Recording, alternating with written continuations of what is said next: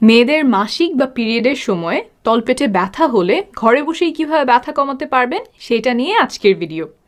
খুব সহজ 6টা ঘরোয়া উপায়ের কথা বলবো, তারপর বলবো ওষুধ যেগুলো ডাক্তারের পরামর্শ ছাড়া আপনি নিজে নিজেই কিনে খেতে পারবেন, আর শেষে থাকবে মাসিকের ব্যথা নিয়ে কিছু গুরুত্বপূর্ণ তথ্য।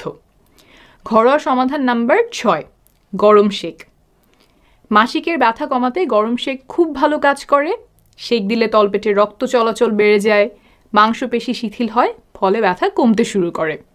ঘরে বসে আপনি এটা সহজেই করতে পারবেন। তোয়ালে বা গামছা কুসুম গরম পানিতে ভিজিয়ে তলপেটে শেক দিতে পারেন। তারপরে এমন একটা হট ওয়াটার ব্যাগ ব্যবহার করতে পারেন। এটাকে হট ওয়াটার বটলও বলে। খুঁজতে গেলে hot water bag, hot water bottle এই দুইটা নামেই খুঁজতে পারেন। এটাতে গরম পানি ভরে একটা তোয়ালে পেঁচিয়ে তলপেটে শেক দিতে পারেন।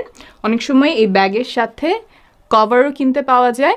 যাদের নিয়মিত মাসিকে ব্যথা হয় তারা এমন একটা হট ওয়াটার ব্যাগ কিনে ফেলতে পারেন, তাহলে শেক দিতে সহজ হবে। ফার্মেসিতে 150 থেকে 200 টাকাতেই কিনতে পাওয়া যায়। 5, গোসল। ব্যথা কমানোর জন্য কুসুম গরম পানি দিয়ে গোসল করতে পারেন। গরম শেক যেভাবে ব্যথা কমায়, হালকা গরম পানি দিয়ে গোসল করলেও সেভাবে ব্যথা কমতে পারে, সাথে শরীরটাও হয়তো আরাম লাগবে। 4, মালিশ। তলপেটে যেই জায়গাটা ব্যথা করছে সেখানে আলতো করে হাত বুলিয়ে মালিশ করতে পারেন। বৃত্তের আকারে মালিশ করবেন, এতে আরাম হতে পারে। 3, আদা। আদা মাসিকের ব্যথা কমাতে পারে। যাদের নিয়মিত মাসিকে ব্যথা হয় তারা ব্যথা হওয়ার আগেই মাসিক শুরু হলে আদা খাওয়া শুরু করবেন। আদা কুচি করে এমনি বা গরম পানি, গরম চায়ের সাথে খেতে পারেন। দিনে 3 বেলা করে মাসিকের প্রথম 3-4 দিন এমন করে আদা কুচি খাবেন। ডাক্তারদের কাছ থেকে হয়তো আপনারা এই পরামর্শ সচরাচর পাবেন না, কারণ আদার উপকার নিয়ে গবেষণাগুলো সাম্প্রতিক সময়ে করা হয়েছে। ইরানে, ভারতে গবেষণা হয়েছে, সেগুলো আন্তর্জাতিক একটা গবেষণা প্রতিষ্ঠান কক্রেন রিভিউ করেছে। বর্তমানে কানাডায় নারীদেরকে এই পরামর্শ দেওয়া হয়। সবগুলো গবেষণাতেই দেখা গেছে আদা ব্যথা কমায়, আর এটার আলাদা করে কোনো পার্শ্ব প্রতিক্রিয়া নেই, তাই এটা একটা ভালো অপশন। 2, ব্যায়াম। হালকা ব্যায়াম করলে ব্যথা কমতে পারে, যেমন হাঁটাহাঁটি, সাইকেল চালানো, সাঁতার কাটা, যোগা, যোগব্যায়াম।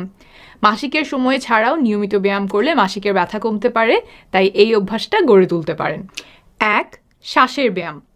যখন আমাদের শরীরে কোথাও ব্যথা করে আমরা অনেক সময় নিজের অজান্তেই অগভীর শ্বাস নেই, ফলে ব্যথা আরও বেড়ে যায়। তাই ব্যথা কমানোর একটা ভালো উপায় হলো শ্বাসের ব্যায়াম করা। কিভাবে করবেন আমি এখন ব্যায়ামটা করে দেখাচ্ছি, আপনারাও আমার সাথে করতে পারেন। পিঠটা কোথাও একটু হেলান দিয়ে নেবেন। আমার এখানে হেলান দেওয়ার সুযোগ নেই, কিন্তু আপনারা হেলান দিয়ে নিলে ভালো হবে। শুয়ে বসে 2ভাবেই করতে পারেন। আমরা নাক দিয়ে শ্বাস নিব, শ্বাস নিয়ে পেটটা ফোলাবো, তারপরে মুখ দিয়ে শ্বাস ছাড়বো এমনভাবে যেন আমরা একটা মোমবাতি নেভাচ্ছি। শুরু করি।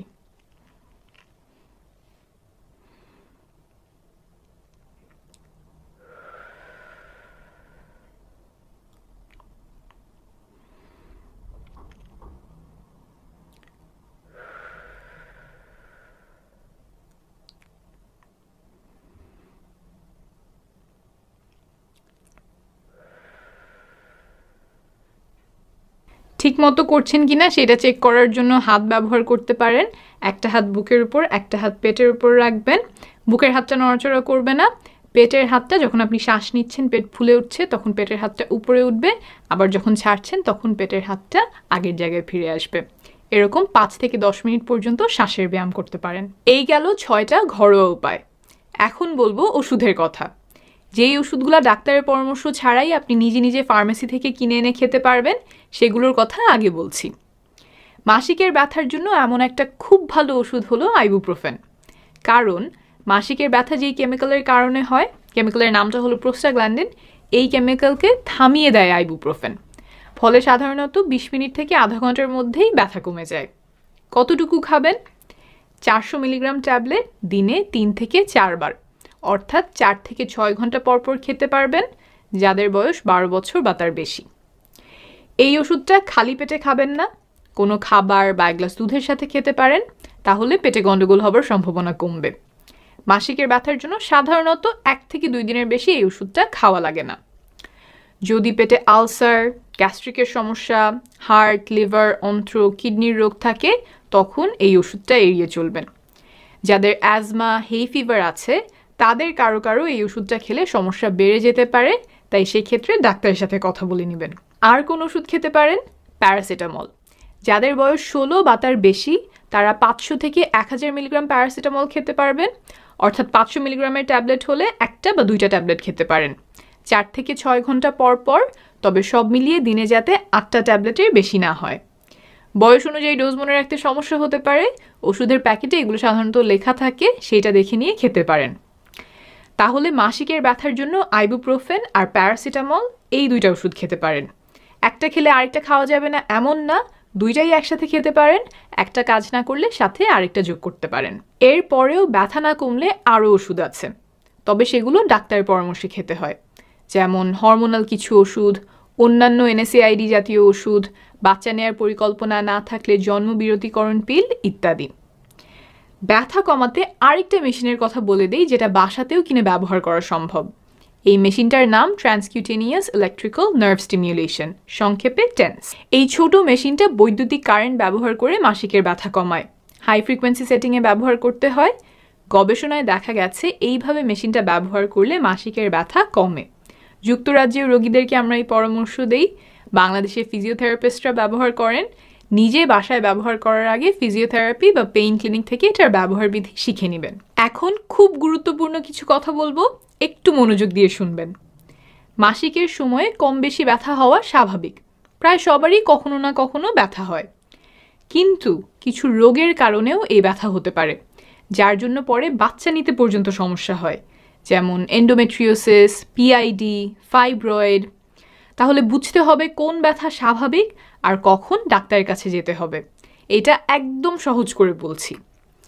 স্বাভাবিক ব্যথা সাধারণত মাসিক শুরু হওয়ার সময় বা তার কয়েক ঘন্টা আগে শুরু হয়। 8 ঘন্টা থেকে 72 ঘন্টা পর্যন্ত থাকে, অর্থাৎ 3 দিন পর্যন্ত থাকতে পারে। কোথায় কোথায় ব্যথা হয়? বেশিরভাগ ক্ষেত্রে তলপেটে ব্যথা হয়, মাঝে মাঝে পিঠে, তারপর উরুর ভেতরের দিকে ব্যথা হতে পারে। একটা মেয়ের যেই বয়সে মাসিক শুরু হয় দেখা যায় তার 6 মাস থেকে 1 বছরের মধ্যেই এমন ব্যথা শুরু হয়েছে। এগুলো স্বাভাবিক ব্যথার লক্ষণ। কিন্তু যেই ব্যথাগুলো রোগের কারণে হয় সেগুলো সাধারণত আরও পরে শুরু হয়। যেই বয়সে মাসিক শুরু হয়েছে তারও বেশ কয়েক বছর পরে গিয়ে মাসিকে ব্যথা শুরু হয়। তারপর ব্যথা তো প্রথম কয়েকদিন পরে বন্ধ হয়ে যাওয়ার কথা, সেটা না হয়ে মাসিক যত আগায় ব্যথা তত বাড়তে পারে। ব্যথা খুব তীব্র হতে পারে। যে উপায় আর ওষুধগুলো বললাম সেগুলোতে ব্যথা কমছে না, এত ব্যথা যে স্বাভাবিক কাজকর্ম করা সম্ভব হচ্ছে না, স্কুলে যেতে পারছে না, অফিস থেকে ছুটি নিতে হচ্ছে বা বাসার কাজ করতে পারছে না। এত তীব্র ব্যথা হওয়া স্বাভাবিক না, অবশ্যই একজন গাইনোকোলজিস্ট দেখাবেন। তারপর মাসিকের সাথে অনেক রক্ত যাওয়া, বড় বড় চাকা যাওয়া, মাসিক অনিয়মিত হওয়া, আগের চেয়ে ব্যথা বেড়ে যাওয়া, মাসিক ছাড়া অন্য সময় তলপেটে ব্যথা হওয়া, স্বামীর সাথে মিলনের সময় ব্যথা, পায়খানার রাস্তায় ব্যথা, মাসিক ছাড়া অন্য সময় রক্ত যাওয়া, সাদা স্রাবে পরিবর্তন, এই লক্ষণগুলোও থাকতে পারে। এসবের কোনো একটা লক্ষণ যদি আপনার থাকে তাহলে অবশ্যই একজন চিকিৎসকের শরণাপন্ন হবেন। সাদা স্রাবে কোন ধরনের পরিবর্তন দুশ্চিন্তার কারণ নয়, আর কোন ধরনের পরিবর্তন হলে ডাক্তারের কাছে যাওয়া প্রয়োজন তা নিয়ে আমি আরেকটা ভিডিও করেছি, লিংক কমেন্টে দিয়ে